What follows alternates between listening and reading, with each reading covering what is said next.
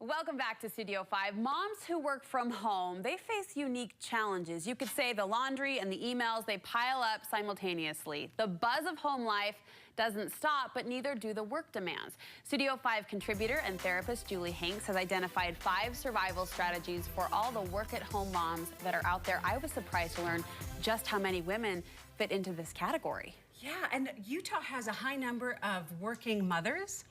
And think about it, we're known for kind of the mommy bloggers and entrepreneurship and Etsy stores. And so there are a lot of women who are the primary caregivers, but they're also contributing to the financial resources of the family. And so this is a lot of our viewers. I have a lot of girlfriends that fit into this category. Do you know that I do? I fit in this category. Oh, you can sit? Yes, you do. I'm in my clinic one day a week until 3. That's it. Everything else I do from home. You do from home. Yeah. I listen to them sometimes, these girlfriends of mine, and I sometimes think I have it easy in the office, away from the home chaos, because you hear the kids in the background and they are, in many cases, trying to just fit things in. Yeah, I call it working in the cracks. Like, I have to be as productive in the cracks of life as someone else has to be, like, they have a full 8 to 10-hour day. Right. You know, so you get really good at certain skills. But so there's some things that I've learned and that I've learned from my clients and my friends and my sisters. Most of them fit in this category too, and I have 5 of them. So it's a growing group. The benefits are obvious. You can stay at home with your kids. You can stay at home with your kids, and you can save money on childcare while providing income for your family. So it sounds great, right? But there's some challenges. Constant interruptions, right? Yeah. It's hard to separate work and home life because they're constantly merging together. So there's that blend that you're always trying to balance. Which is like, it's the blessing and a curse. Yeah. Let's get to some of the solutions that you've discovered and women that you know and love have discovered worked for them as well. The first is that you really need to designate a workspace. Does the kitchen table count?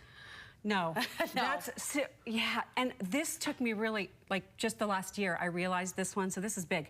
Have a workspace. It can be a corner. It can be just a desk. It doesn't have to be your own room, although that's ideal.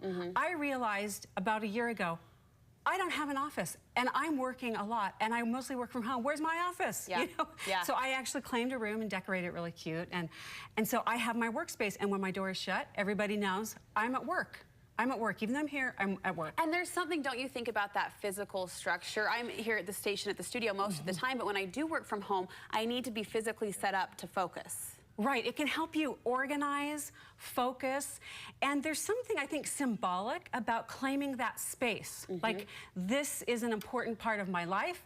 I matter, my work matters, and this is a physical representation of that. There's a phrase I've said at least twice already in this early conversation, women trying to fit it in. You say that can really be to their own detriment, that they need to try to establish a time schedule where they can work in chunks. Yes, and I love that, chunks. Chunks. Because so there's nap time chunk. Yeah. There's preschool time chunk. People are, you know, kids are at preschool. It's like you have to maximize those chunks of time where you're not, well, probably not going to be interrupted. There's always that, your kid threw up at school, come pick them up, you know, those kind of things that happen. But, and then after bedtime chunk, that's my favorite. I'm a night owl. You are. Yeah. I'll get emails from you at like 12:30 a.m. when the world is sleeping. Julie is working. But I did read this, that more highly intelligent people are night owls. So it's like, okay, there's my excuse. I'm highly intelligent, right? You are. No, I just work in chunks, and that, you know, get them to bed early, get the kids to bed early so you can have a chunk of time to work there. So chunk your time to maximize that productivity. I read over some research, and I'm fuzzy on the details, but there was one message that stood out to me, and it's those women who work at home actually don't say that they work. They say they claim to be a stay-at-home mom. There's something about restructuring the roles within your family that probably has to happen to claim the title and give yourself permission to step away from those family roles when needed. Yeah, and also framing it for your family, I think, is really important, that I'm here and I work.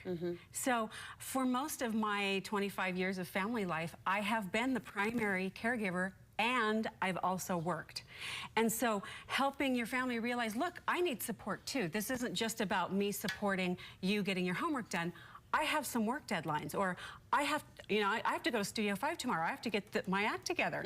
And asking for support from your family, your kids, your spouse, extended family members, and friends, so they know that your work is valuable and that and it also gives you permission to not be all things to all people, which is hard. It's hard for me. That kind of brings up a question that relates back to the scheduling of it. Do you suggest that work-at-home moms set hours if they can, set scheduled hours to the best of their ability so that the family knows, hey, mommy's working?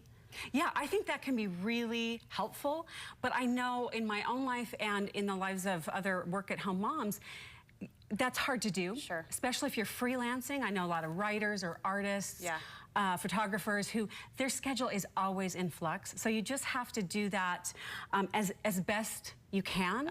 And then give yourself permission to build in support.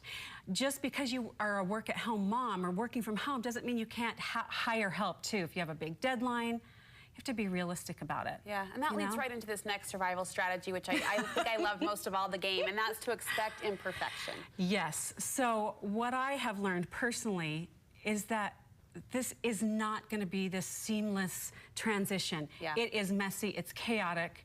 I drop the ball all the time, like, oops, we missed piano, okay, you know, like things are just going to happen, and to separate that from your worth as a human being or your value as the role in the roles that you're playing, you know, expect that. You're going to drop the ball, you're going to miss some deadlines. Like, apologize, pick yourself up, move on, don't beat yourself up. And the final point, you say you have to practice radical self-care. Yes, so a common trap with work-at-home moms is kind of, I can do everything. And what happens is personal needs get neglected. Sleep, guilty, sorry. Fitness, nutrition, because you're playing these kind of two potentially full-time roles simultaneously. And it's like, oh yeah, I've got this. And so it really requires radical self-care and really going, oh, I'm tired, I need to take a nap, I need to stop working, or I need to hire a babysitter so I can get this done. Make sure you're eating, going to the bathroom, like those basics, right? Like fit those in, please.